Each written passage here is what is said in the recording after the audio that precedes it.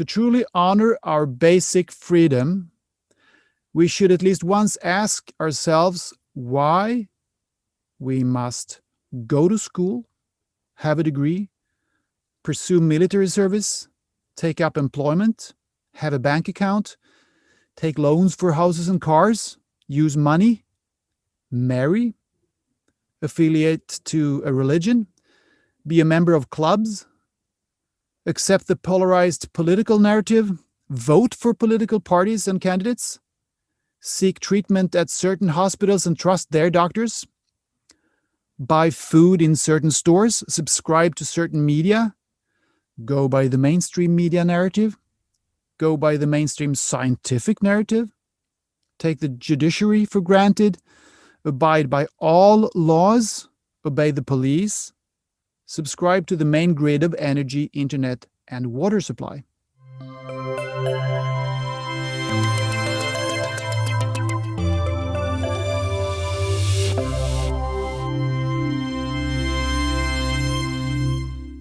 Hi everyone, I am Anders Bolling, and you're listening to Mind the Shift. I'm going to talk about awakening and true freedom. Awakening is a stretchable concept. It can mean a lot of things. I had this amazing conversation on the podcast with the wise and smart Karen Ism. Maybe some of you heard it. Karen talked about awakening. She urged us all to wake up and realize that we're becoming less and less physical beings. She wasn't referring to anything spiritual, though, or maybe she was in some sense, but she didn't define it that way. She talked about humankind's ever tighter integration and our increasingly intricate connection to the internet. The devices we carry in our hands, on our wrists, in our laps, that themselves carry a technology that is becoming a part of ourselves, and hence in practice extending ourselves to every corner of the planet, actually. Is that a secular or a spiritual change? Well, on some level, it's probably the same thing. There's no meaningful separation between the two. I think is right in referring to the need for us to realize we're merging with the internet as a kind of awakening. Because what is happening is a game changer. In the spiritual community, awakening usually refers to a realization that we are spiritual beings having a human experience here on the earth plane, rather than the other way around. The noun awakening can also be used simply to describe the sudden insight that societal structures you've been taking for granted all your life, almost as nature-given, are built on nothing more than ideas, and that those ideas can be changed as easily as any. There are lots of people out there talking about this kind of awakening. It's often tied to a feeling of resentment, a feeling of anger at how the system has tried to deceive us. It can refer to the banking system, the judiciary, or big pharma. Mostly it refers to all of the above, plus other building blocks of the armored matrix in which our lives play out. These people want to either crush or find ways to dodge the system in order to give us the freedom to choose our own paths to well-being. The defenders of the matrix, some of whom are just less aware and some hardcore order junkies, they dismiss these people as querulants. I myself, I concur with much of what these disruptors, if you want to call them that, are saying, but I have a different take on the basis for the matrix and the reasons we need to break free from it. I'm less sure that the formally powerful persons in charge of the societal structures are consciously fooling, quote unquote, the people. Generally, they probably believe that they're enforcing the old order to the benefit of all, but the old order doesn't serve us well anymore. We won't be needing leaders of the old kind in the not so distant future. We will always need inspirers and administrators, but not leaders in hierarchies. There's a significant difference. I'm convinced we will, in the future, be able to run a creative and a joyful society by pooling the innate, inherent, powerful energies we possess as humans, which we have been conditioned not to trust. Whether you believe or not in other dimensions and an eternal soul, the truth is that we know only two things in life with complete certainty. One, we have been born here, and two, we shall all one day leave this physical plane, which we call to die. Okay, to be honest, we know three things. We also know we exist because we're conscious, but that's an underlying certainty. If we keep it to events or changes of state, we're down to two. So, in between those two events, we don't have a clue what's going to happen in the next few minutes. I mean, not really. We can assume things based on experience, but as we all know, very often things unfold differently than we had anticipated. In most of the cases, only slightly differently, but that's enough to create big shifts over time. It's an illusion that we can truly plan things on this three-dimensional level.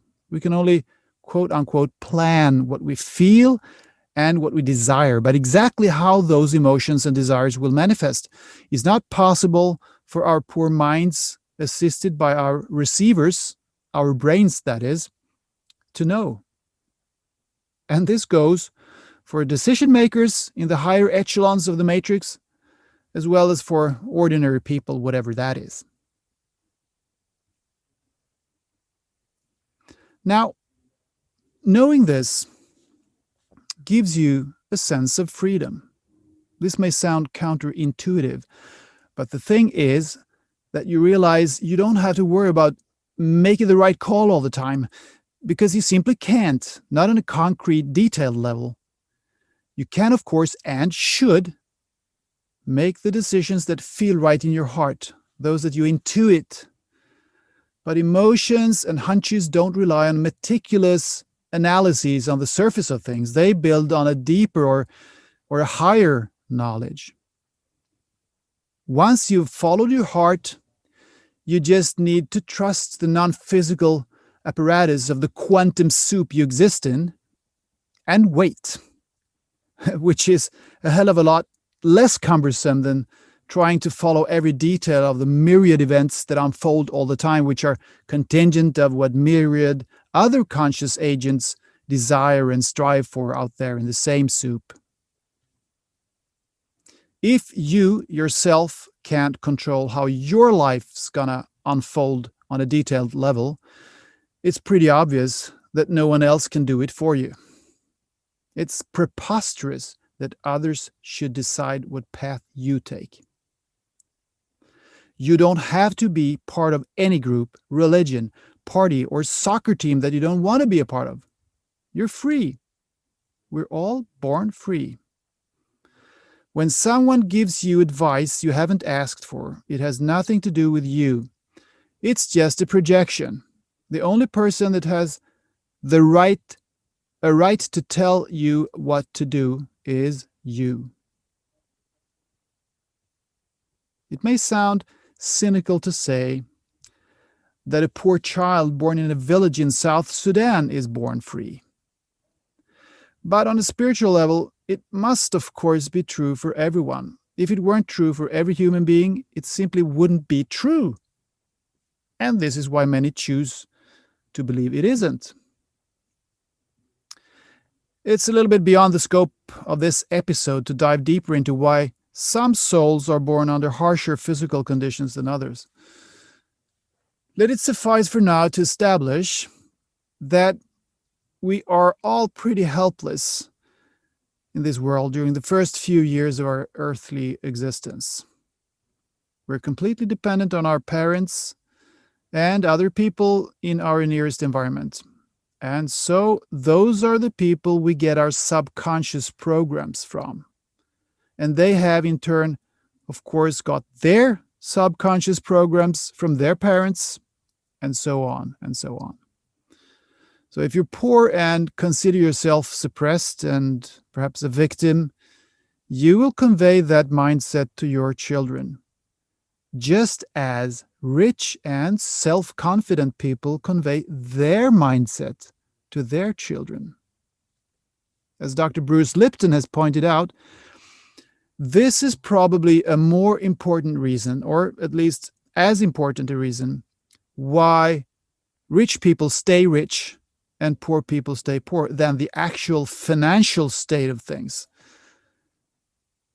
Yeah, I know that this way of looking at differences is, of course, certainly controversial. But think about it, it definitely merits considering. Since we're all born free at our core, all the different practical, physical, or psychological circumstances we find ourselves in, the web of innumerous subconstructs of this enormous mental construct we call our society that we're entangled in, they are circumstances that we have put ourselves in or that we have been put in by others. They are not self-evident. They are not natural. Of course, there may be good reasons for choosing to take part in one or two or a number of these mechanisms or tools of power, if you will, but they aren't unquestionable. To truly honor our basic freedom, we should at least once ask ourselves why we must go to school, have a degree, pursue military service, take up employment, have a bank account, take loans for houses and cars, use money, marry, affiliate to a religion, be a member of clubs, accept the polarized political narrative, vote for political parties and candidates, seek treatment at certain hospitals and trust their doctors, buy food in certain stores, subscribe to certain media, go by the mainstream media narrative, go by the mainstream scientific narrative, take the judiciary for granted, abide by all laws, obey the police, subscribe to the main grid of energy, internet, and water supply. Now, you will undoubtedly end up in trouble if you detach yourself from some of the elements of the matrix, like trying to live without earning money or buying food, breaking laws in a noticeable way, or disobeying the police. We're still a long way from a society where we don't have to live under those conditions. But as a matter of fact, most of these artificial structures, which often are presented as natural, are actually possible to escape for anyone who wishes to do so. You don't have to be married. You don't have to be employed or be a member of any organization or vote or go to the mosque or church or any other temple of faith or listen to the news or read the books that others tell you to read or eat the food or take the drugs that the authorities recommend you to take. What do we really want to achieve and do in this life? I mean, deep inside, when we feel what our true selves desire.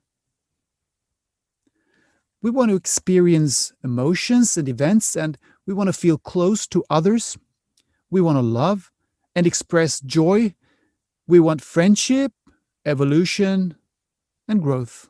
We need to do things. Most importantly, we need to create. Sometimes we create on our own. Sometimes we do it together with others, but either way, we are connected. And to that end, we need certain basic physical things like shelter and food. In short, we need to experience life. That's it. To achieve these things, these life goals, we don't need all those structural features listed above. We might want to organize ourselves to optimize our experiences, of course, but there are many ways to organize human beings and human behavior. We're all born as free souls, and then something happens, and it happens early. We are conditioned to believe that we are what's labeled on us. We identify as products of the matrix. But it's an illusion. We are free. We are free.